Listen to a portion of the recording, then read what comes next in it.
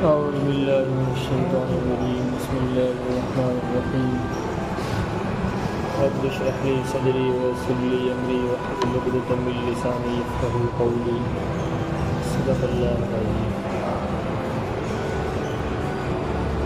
الحمد لله رب العالمين یہ جو صورت ہے اس کا نام سورہ فاتحہ ہے۔ اس کے اور بھی نام ذکر کیے گئے ہیں۔ اس کو ام الکتاب بھی کہا گیا ہے۔ اسی طرح اس کے اور بھی بہت سارے نام ذکر کیے گئے ہیں۔ اس صورت کے متعلق اللہ کے نبی صلی اللہ علیہ وسلم نے فرمایا کہ اس صورت میں ہر چیز سے شفا ہے سوائے موت کے، اور اس کو پڑھ کر اپنے بیماروں پر کرنا چاہیے، پھونک مارنا چاہیے پڑھ کر اس کے ذریعے۔ تو اللہ کے نبی صلی اللہ علیہ وسلم نے اس کی فضیلت بیان کی ہے سورہ فاتحہ کی، تو اسی کا آغاز ہے الحمدللہ رب العالمین، کہ تمام تعریف اس اللہ تبارک و تعالیٰ کے لیے ہے جو تمام جہان کو پالنے والا ہے۔ الحمدللہ، تمام تعریف اللہ ہی کے لیے ہے۔ اس آیت کریمہ سے اس بات کا پیغام دیا گیا ہے کہ اگر کوئی ذات قابل تعریف ہے، قابل ستائش ہے، تو اللہ تبارک و تعالیٰ کی ذات ہے۔ یوں تو ہر مذہب کے اندر خدا کی تعریف سکھائی جاتی ہے، مگر آپ صلی اللہ علیہ وسلم کا نام ہی احمد تھا کہ تعریف کرنے والا، تو آپ صلی اللہ علیہ وسلم نے دین کے ہر شعبے میں اللہ تبارک و تعالیٰ کی تعریف کو جوڑ دیا۔ چنانچہ آپ فرماتے ہیں کہ کھانا شروع کرتے وقت کیا پڑھیں؟ بسم اللہ وعلی برکت اللہ، یہاں بھی اللہ کا نام ہے۔ کھانے کے بعد کیا؟ الحمدللہ الذی اطعمنا، یہاں بھی اللہ کی تعریف ہے۔ سونے میں کیا ہے؟ اللہم بسمک، یہاں بھی اللہ کا نام ہے۔ اٹھنے میں کیا؟ الحمدللہ الذی احیانا، یہاں بھی اللہ کی تعریف ہے۔ تو زندگی کے ہر شعبے میں اللہ تبارک و تعالیٰ کی تعریف ہے، اور اللہ ہی تعریف کے لائق ہے۔ رب العالمین جو تمام جہانوں کا رب ہے، جہان میں چاند، سورج، ستارے، سیارے، جتنی بھی چیزیں اس دنیا میں گردش کر رہی ہیں، چل رہی ہیں، پھر رہی ہیں، اللہ تبارک و تعالیٰ ان تمام چیزوں کا پالنے والا ہے۔ رب العالمین کہہ کر اس طرف اشارہ کیا گیا ہے کہ اللہ تبارک و تعالیٰ نے چیزوں کو پیدا کر کے یوں ہی نہیں چھوڑ دیا ہے کہ اب ان کی اللہ تبارک و تعالیٰ کو کوئی فکر نہیں ہے، بلکہ اللہ تبارک و تعالیٰ جن چیزوں کو پیدا کیا ہے وہ تمام کی تمام چیزیں اللہ تبارک و تعالیٰ کی محتاج ہیں۔ الرحمن الرحیم، جو بڑا مہربان نہایت رحم کرنے والا ہے۔ الرحمن جو یہ لفظ ہے یہ عام ہے، یعنی دنیا میں اللہ تبارک و تعالیٰ ہر شخص پر رحم کرتا ہے۔ یہاں دنیا میں کافر بھی اللہ تبارک و تعالیٰ ہی کا کھا رہے ہیں، پہن رہے ہیں، سو رہے ہیں، اور بڑی بڑی آسائشوں میں رہ رہے ہیں۔ اگر اللہ تبارک و تعالیٰ چاہے تو انہیں موت دے سکتا ہے، انہیں مار سکتا ہے، لیکن اللہ ایسا کرتے نہیں ہے۔ کیوں؟ اس لیے کہ اللہ تبارک و تعالیٰ کا جو نظام ہے وہ یہ ہے کہ رحمان، اللہ تبارک و تعالیٰ دنیا میں رحمان ہے، یعنی ہر شخص پر، گنہگار بندہ ہو، نیک بندہ ہو، کافر ہو، مشرک ہو، کسی بھی طریقے کا ہر شخص کو اللہ نے چھوٹ دے رکھے، اس پر رحم کر رکھا ہے۔ تو یہ لفظ عام ہے۔ الرحیم یہ خاص ہے، یعنی میدان محشر میں اللہ تبارک و تعالیٰ کی رحمت جو ہوگی وہ صرف مومنین کے لیے ہوگی، کافروں کے لیے کوئی رحمت نہیں ہوگی، انہیں سخت عذاب دیا جائے گا کل قیامت کے دن۔ مالک یوم الدین جو روز جزا کا دن کا مالک ہے، یعنی بدلے کے دن کا مالک کون ہے؟ اللہ تبارک و تعالیٰ۔ قیامت کے دن کا مالک اللہ تبارک و تعالیٰ ہے۔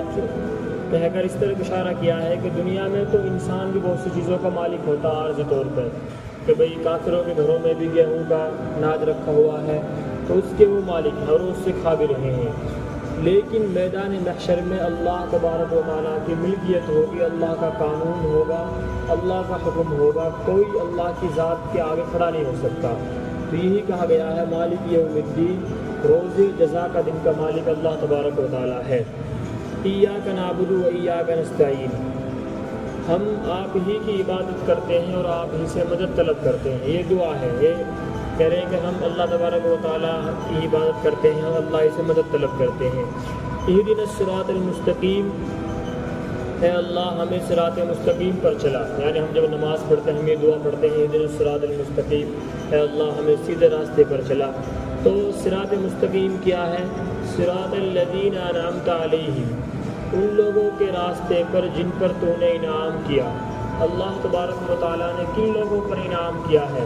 چنانچہ قرآن کریم میں دوسری جگہ پر ارشاد ہے اولئک الذین انعم اللہ علیہم من النبیین والصدیقین والشہداء والصالحین، 4 لوگوں پر اللہ تبارک و تعالیٰ کا انعام ہے، نبیوں پر ہے، شہداء پر ہے، صالحین پر ہے اور صدیقین پر ہے۔ تو اللہ تبارک و تعالیٰ سے جب بندہ یہ کہہ رہا ہے اہدنا الصراط المستقیم صراط الذین انعمت علیہم، تو ان لوگوں کے راستے پر جن پر تو نے انعام کیا، اس میں کون لوگ ہیں؟ وہ 4 گروہ، من النبیین والصدیقین والشہداء والصالحین، صالحین لوگ ہیں، چوتھے نیک لوگ جو ہیں۔ تو اس سے اس بات کا بھی ثبوت ملتا ہے کہ تقلید شریعت میں مطلوب ہے۔ تقلید کا مطلب کیا ہے؟ کہ اپنے سے بڑے کی بات کو مان کر شریعت پر عمل کرنا۔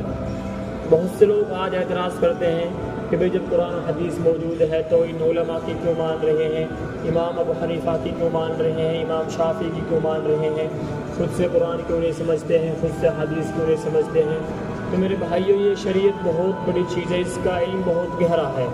جب ہم دنیا کا نظام اس طرح چلتا ہے کہ مثال کے طور پر میں یہاں بیٹھا ہوں، میں عالم ہوں، اگر میں چند کتابیں پڑھ لوں ڈاکٹر لائن سے میں کتاب پڑھ لے کہ میرے پاس ڈگری کچھ بھی نہیں ہے، تو آپ مجھ سے دوا لینے آ جائیں گے؟ ہرگز نہیں لیں گے آپ مجھ سے دوا، کیونکہ میرے پاس ڈگری نہیں ہے، میں نے اس علم کو کسی کے پاس جا کر حاصل نہیں کیا، میں نے اس علم کے متعلق کسی سے جا کر اس کی وہ نہیں کیا، پریکٹس نہیں کی ہے۔ تو جب دنیاوی معاملے میں ہمارا یہ حال ہے تو ہم شریعت کے مسئلے میں اتنے مبتلا ہو جاتے ہیں کہ جس کے جو من میں آئے وہ انسان شریعت کو اپنے مطابق چلتا ہے۔ تو اس سے تقلید کا بھی ثبوت ملا ہے۔ غیر المغضوب علیہم ولا الضالین، کہ نہ کہ ان لوگوں پر جن پر تیرا غضب ہوا ہے اور نہ ان لوگوں پر جو گمراہ ہیں۔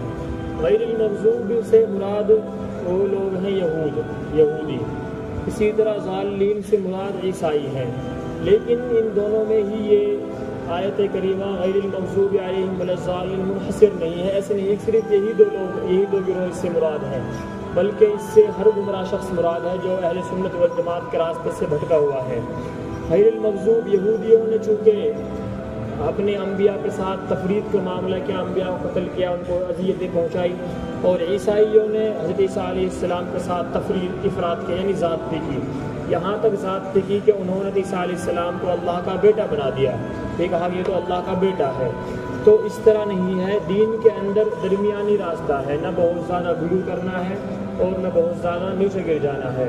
تو اسی بات کی تعلیم دی گئی ہے کہ اہدنا الصراط المستقیم، ہے اللہ ہم آپ سے صراط مستقیم کی دعا کرتے ہیں، صراط الذین انعمت علیہم، ان لوگوں کے راستے پر جن پر تو نے انعام کیا، وہ 4 لوگ ہیں، 4 گروہ۔ غیر المغضوب علیہم ولا الضالین، نہ کہ ان لوگوں پر جن پر آپ کا غضب ہوا اور نہ گمراہ لوگوں پر۔ تو یہ سورہ فاتحہ کی تفسیر ہے جو آج ہوئی ہے، اور سورہ فاتحہ کے مکمل کرنے کے بعد آمین ہم پڑھتے ہیں، نماز میں امام صاحب بھی پڑھتا ہے، مقتدی بھی پڑھتا ہے، یہ پڑھنی چاہیے، ٹھیک ہے نا۔ آمین اس کے مطلب ہے کہ بھئی آمین کا مطلب ہوتا ہے قبول فرما، یہ دعا ہے، ہم اللہ دعا کر رہے ہیں نماز میں، تو اس کے بعد ہم آمین کہتے ہیں۔ تو ہر مقتدی کو، امام کو جب نماز میں سورہ فاتحہ پڑھنے کے بعد آمین کہنی چاہیے، آہستہ آمین کہیں۔ اللہ تعالیٰ عمل کرنے میں